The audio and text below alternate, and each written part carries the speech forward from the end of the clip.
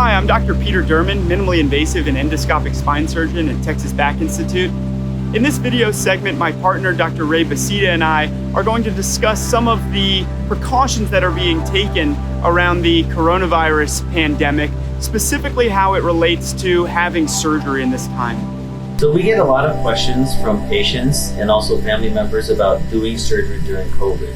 The biggest question that people have is whether or not spine surgery in this time of COVID can be done safely.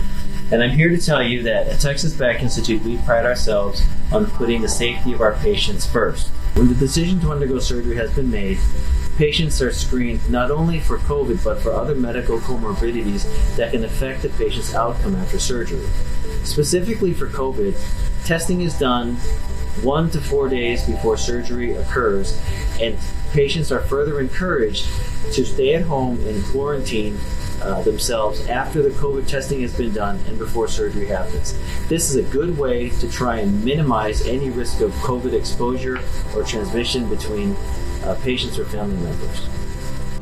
While there are additional processes in place before getting to the operating room, interestingly, what we do in the OR has not changed a lot. And that's because the operating room has always been kind of an especially clean, especially sterile place. We're obviously doing all the things we always have done, such as, scrub our hands, keep sterile technique, which is kind of a whole dance that we do in order to make sure that everything remains sterile. Everyone continues to wear a mask at all times in the OR. So from the operating room perspective, really things are about the same, and that's because we've always been hyper cautious in the operating room. I have even been asked by patients about the hand scrubbing process.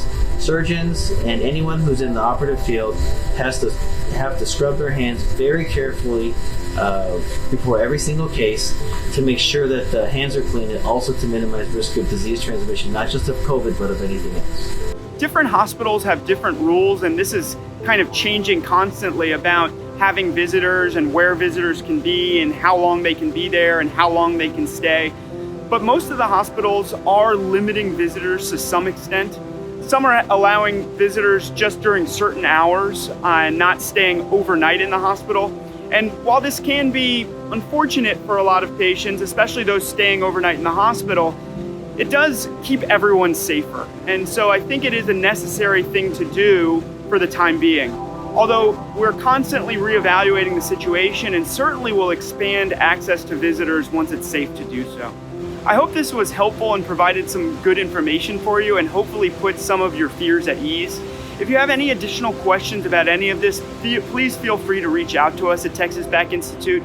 We want to make sure that everyone is informed and totally comfortable with all the decisions that we make.